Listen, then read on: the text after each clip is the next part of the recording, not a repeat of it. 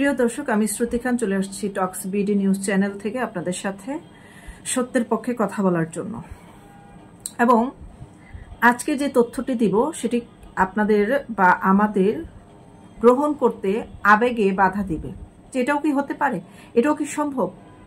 আসলে meticulous plan মানে হচ্ছে যে একটা সিনেমা যেরকম তৈরি করার আগে প্রতিটি পর্ব কেমন হবে, কিভাবে হবে, কে কিভাবে কাজ করবে, কি অ্যাঙ্গেল থেকে কে ক্যামেরা ধরবে, কোন পজিশন থেকে তার কার দায়িত্ব থাকবে, সমস্ত কিছু, কে লাইট ধরবে, সব কিছু কিন্তু ঠিক করা থাকে এবং পরবর্তী সময় একটি স্পটে যেয়ে সেটা বাস্তবায়ন করা হয় সকলের সম্মিলিত প্রচেষ্টায়।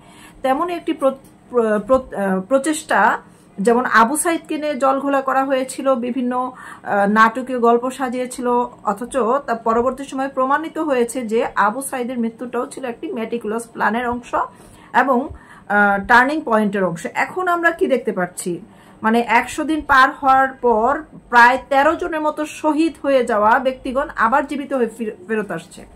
আশুলিয়ায় যে আলামিন নামের একজন শহীদ হয়েছে, বলা হয়েছিল যে তাকে তার লাশ ভ্যান গাড়িতে দেখা গেছে, তার শার্টের চিহ্ন দেখা গেছে, সেটা দেখে সে চিনতে পেরেছিল এটা তার স্বামী। তাকে পুড়িয়ে ফেলানো হয়েছে। পুলিশের ভ্যানের মধ্যে যে পুলিশ পোড়ানো হয়েছিল সেটাকে বলা হয়েছিল যে ছাত্রদেরকে পোড়ানো হয়েছে, সেটা ছিল আরেকটা গুজব। সেখানে ওই নারীকে আবার দেখা গেছে তাকে কক্সবাজার থেকে ধরে নিয়ে আসছে পুলিশ। তারপর তার সাথে আরো 2 জন পুরুষ মানুষ ছিল, তারা নাকি তাকে কক্সবাজারে কিডন্যাপ করে নিয়ে গেছে যেন সে বাদী হয়েছে এবং তাকে প্রলোভন দেখিয়ে তাকে মামলা করানো হয়েছিল এবং ভয় দেখে মামলা করানো হয়েছিল।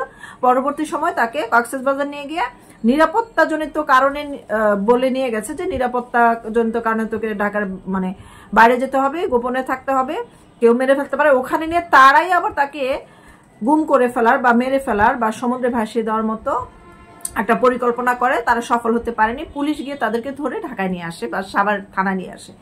তাদের জবানবন্দি আমরা দেখেছি। ওই মহিলার সাথে ডিভোর্স হয়ে গেছে আরো বহু পূর্বেই। সেই মহিলা তার স্বামী দাবি করে মামলা করেছে, এর রহস্য উদ্ঘাটন হয়েছে।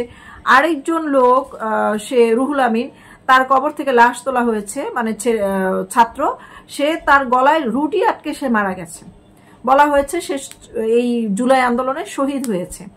এরপর দেখেন মুগ্ধর একটা পোস্ট দেখে আমরা ভেবেছি মুগ্ধ কত পজিটিভ মেন্টালিটির মানুষ। মুগ্ধকে ঘিরে আমি ব্যক্তিগতভাবে আমি যে কান্না করেছি বা এই দেশে মানুষ যে কান্না করেছে, পানি লাগবে পানি বলে যে ইমোশন ক্রিয়েট করা হয়েছে, সেই দৃশ্যটা আমরা এখনো ভুলতে পারি না। এবং গণভবনে তার ছবি দিয়ে ওখানে প্রদর্শিত করা হচ্ছে যে মুগ্ধ পানি বিক্রি করতে যে মারা গেছে বা পানি লাগবে পানি খাওয়াতে গিয়েছিল ছাত্র আন্দোলনে, সেটা মহৎ একটা উদ্দেশ্য ছিল।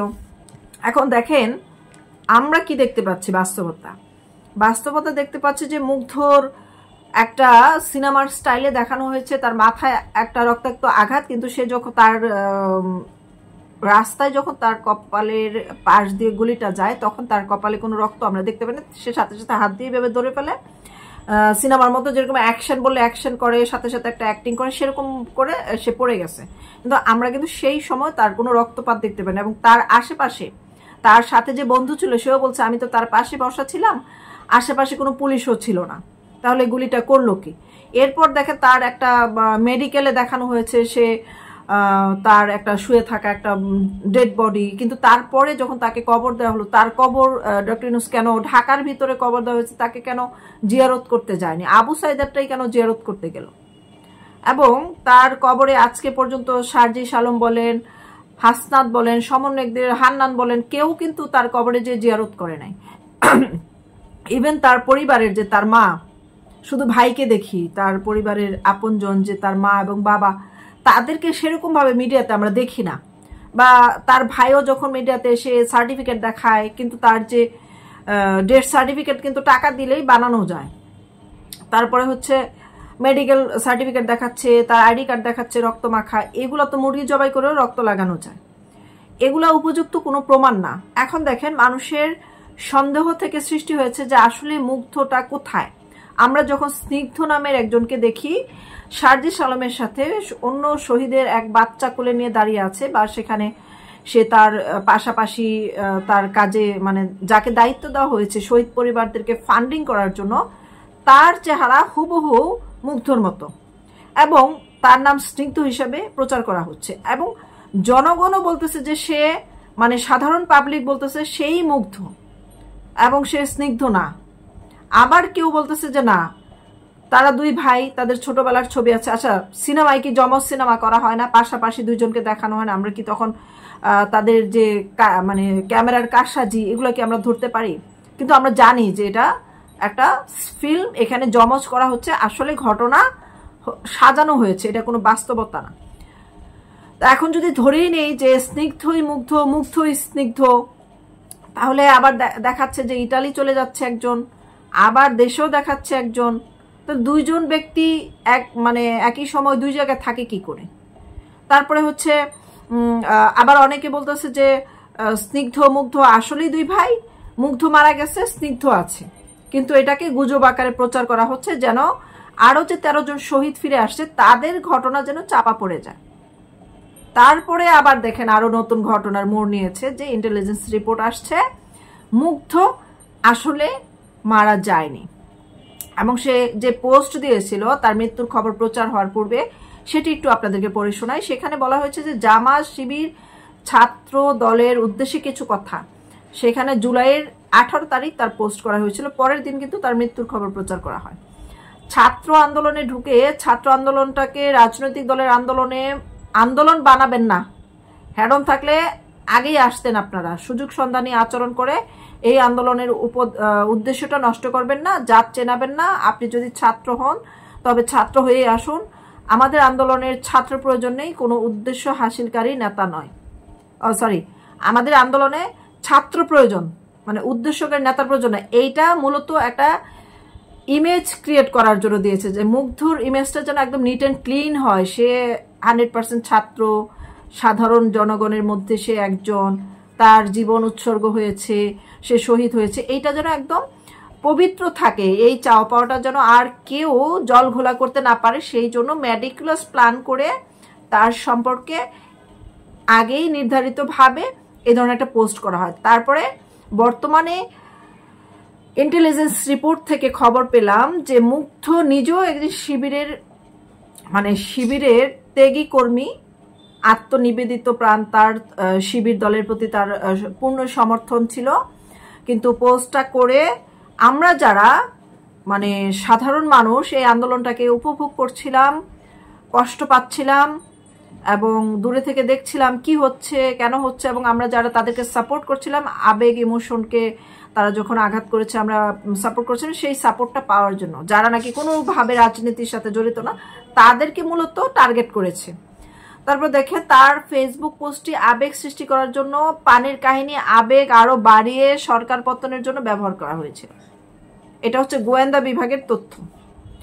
পিনাকিকে ভারত দিয়ে বিশেষ ব্যবস্থায় ফ্রান্সে পাঠায় মূলত জামাত শিবিরের লোকেরা। মুগ্ধ এর ক্ষেত্রে একই পদ্ধতি অনুসরণ করা হয়েছে, মানে মুগ্ধকেও ভারত থেকে বাইরে পাঠানো হয়ে গেছে। লাশ হিসেবে যাকে দেখানো হয়েছে সেটা মূলত বিশেষ একটা কারসাজি ছিল, যেটা সিনেমায় তৈরি করা হয়। ইন্টারনেটে তারা কয়েকদিন একটা লাশের ছবি ভাইরাল করার চেষ্টা করছিল, যেটা ফটোশপ করা ছবি ছিল না, তবে ওই যে মেকআপ দিয়ে বিশেষভাবে তৈরি করা তোলা ছবি, সেটা জুলাই মাসে করেছিল, কিন্তু সেটা দিয়ে এতটা জমাতে পারে নাই যতটা তার ফেসবুক পোস্ট এবং পানি লাগবে পানি, সেটা অনেক বেশি মানুষের আবেগের জায়গা তৈরি করতে পেরেছিল। আন্দোলনে পানিগুলো যোগান দিয়েছিল শিবির, জামাত, বিএনপি মিলে, যাতে মেডিসিন দেওয়া ছিল, মানে পানির মধ্যে একটা মেডিসিন দেওয়া ছিল যেটা মাদক আর কি, মানে হচ্ছে তাদের এনার্জেটিক করবে, মানে অ্যাগ্রেসিভ ভাব আসবে মনের মধ্যে, তারা ক্লান্ত হবে না, তারা রাগী হবে, তাদের ভিতরে কোনো মায়া দয়া থাকবে না, তারা শুধু সামনের দিকে এগিয়ে যাবে, মৃত্যুকে ভয় পাবে, সেই ধরনের একটা মেডিসিন পানির সাথে মিশানো ছিল। মুগ্ধ পিনাকির শুধু মিশানো ছিল, মুগ্ধ পানি খাওয়াইছে, ওই পানিতে না, সমস্ত আন্দোলনকারী ছাত্রদেরকেই খাওয়ানো হয়েছিল। মুগ্ধ পিনাকির অধীনেই আছে, মানে পিনাকি তার দেখাশোনা করছে, মানে মুগ্ধ পিনাকির অধীনেই আছে এখন। এটা হচ্ছে মানে ইন্টেলিজেন্স তথ্য। কয়েকদিন আগে মুগ্ধের ভাই আসিফ নজরুল ও আসিফ মাহমুদ 3 জন একসাথে পিনাকির সাথে দেখা করে ফ্রান্সে, আর গোপনে মুগ্ধর সাথেও দেখা হয়। ওরা যমজ কিন্তু আইডেন্টিক্যাল টুইস্ট, এটা ঠিক আছে, মানে তারা যমজ, এটা ঠিক আছে, এবং তাদেরকে যে যমজ হিসাবে বের করছে অনেক গবেষণা করে, যে একজনকে নাই করে ফেলে আরেকজন একই চেহারা থাকবে, তখন দুইজনেই মুভমেন্ট করবে, কিন্তু কেউ সেটা বুঝতে পারবে না যে আসলে দুইজনের মধ্যে কে কোনটা, এটা আলাদা করতে পারবে না। সেই জন্য তাদেরকে ম্যাটিকুলাস প্ল্যানে সূক্ষ্মভাবে বাছাই করা হয়েছে, এই গল্পের, জুলাইয়ের গল্পের অংশ হিসাবে বাছাই করা হয়েছে। তবে কেউই মারা যায় নাই, মানে মুগ্ধও মারা যায় নাই, স্নিগ্ধও মারা যায় নাই, দুইজনেই বেঁচে আছে। এবং ইউরোপে আরেকজন দেশে, মানে এখন স্নিগ্ধ নামের যে সে দেশে রয়ে গেছে, মুগ্ধ নামের যে পাসপোর্টধারী ছবিটা শো করা একটা ছবি ভাইরাল হয়েছে, সে মুগ্ধ পরিচয় দিয়েছিল। আসলে সে মানে সরি কি বলবো, যমজের নাম চেহারা একরকম, কথা বলতে গেলে তাদেরকে আইডেন্টিফাই করতে গেলে আমরা অনেকেই মানে হাবলে যাচ্ছি, পেঁচায় যাচ্ছি, বলতে গেলে নিজের মাথায় কাজ করে না, কি পরিমাণ মেধা খাটাইছে চিন্তা করে। পাসপোর্টধারী ছবিটা যে দেখাইছিল সেটা আসলে আমরা মুগ্ধকে মনে করছি যে মুগ্ধ ইটালি চলে গেছে বা ইউরোপে চলে গেছে, সেটাই আসলে আমি বারবার ওইটাকে মুগ্ধ বলতেছি, আর ওইটা আসলে স্নিগ্ধ ছিল, মুগ্ধ ছিল না। আবার এখন দেশে যে আছে সেও স্নিগ্ধ হিসাবে ক্যারেক্টার প্লে করছে। তাহলে এই যে ইউরোপে চলে গেল সে কে? তাহলে একজন বিদেশে আছে, আরেকজন এই বাংলাদেশে আছে, দুইজনে দুই জায়গায় অবস্থান করছে। খুব সম্প্রতি মুগ্ধকে ফ্রান্স থেকে ইউরোপের অন্য একটি স্থানে স্থানান্তরিত করার কাজ শুরু করেছে তারা, কারণ মুগ্ধর আবেগ শেষ হয়ে গিয়েছে। আর প্রায় অনেকেই তার মৃত্যু নিয়ে প্রশ্ন তুলছে। তাকে ফ্রান্স বা ইউরোপের একটি জায়গায়, ওই পিনাকির জায়গা থেকে তাকে সরিয়ে ফেলা হয়েছে। তবে এর মধ্যে মুগ্ধর যে পরিবার তারা কিন্তু বিশালভাবে লাভবান হয়েছে। একদিকে জামাতের বিশাল ফান্ড পেয়েছে, অন্যদিকে দুই ছেলেরই জীবনের গতি ঠিক হয়ে গেছে। ইদানিং তারা মুগ্ধর কবর দেখানো শুরু করলেও বিষয়টি সত্যি যে মুগ্ধ নামের একটি চরিত্র আর তাকে ঘিরে আবেগঘন কাহিনী সৃষ্টি করে সরকার পতনের ব্যবস্থা করা হয়েছিল গরম মশলার মতো। কেবল বাস্তবে মুগ্ধ যে ফিনান্সিং করতো, যে এখন বহাল তবিয়তে ইউরোপে আছে, তার কাছে এত টাকা আছে যে তার আর দেশে আসতে হবে না। জনগণের আবেগ নিয়ে খেলা করা বিএনপি জামাত জঙ্গি ছাত্র সমন্বয়ক ইসলামী উগ্রবাদী দল আরো ইউনুস গংদের বহু পুরনো কৌশল। এই তথ্যটা আমি ইন্টেলিজেন্স রিপোর্ট থেকে পেয়েছি, এটা আমার ব্যক্তিগত বানানো না, এটা হচ্ছে গোয়েন্দা সংস্থার রিপোর্ট। এটা সোশ্যাল মিডিয়াতে পাবলিক হয়েছে এবং ভাইরালও হয়ে গেছে। এখন এটা আমি আপনাদের কাছে স্বীকার করছি, এটা সম্পূর্ণ মিথ্যা তথ্য। কিন্তু কথা হলো, মুগ্ধর মা বাবা কোথায়? মুগ্ধর কবরে কেউ গিয়ে জিয়ারত করে না কেন? বা ওইটা যে মুগ্ধর কবর, সেই পরীক্ষা কিভাবে হবে? আজ না হয় কাল সেই কবরে লাশ আছে কিনা সেটা যাচাই করা হলে দেখা যাবে লাশ থাকতে পারে, সেটা অন্য কারো হতে পারে। আর যদি মুগ্ধর লাশও থাকে, তার সাথে ডিএনএ টেস্ট করলে তো মিলে যাবে। এখন এটা করবেটা কি? এই সরকার কি কোনোভাবে চাইবে যে এটা প্রমাণ হয়ে যাক যে এটা মুগ্ধর কবর না বা মুগ্ধ মারা যায়নি? প্রমাণ করলে তো তাদের সমস্ত সাজানো নাটক ভেঙে তাসের ঘরের মতো চুরমার হয়ে যাবে। তা আপনারাই বিবেচনা করুন। তবে একাংশ জনগণ মনে করছে যে স্নিগ্ধই মুগ্ধ, মুগ্ধই স্নিগ্ধ, দুটি নাম মাত্র, দুটি চরিত্র মাত্র, কিন্তু ব্যক্তি একটা।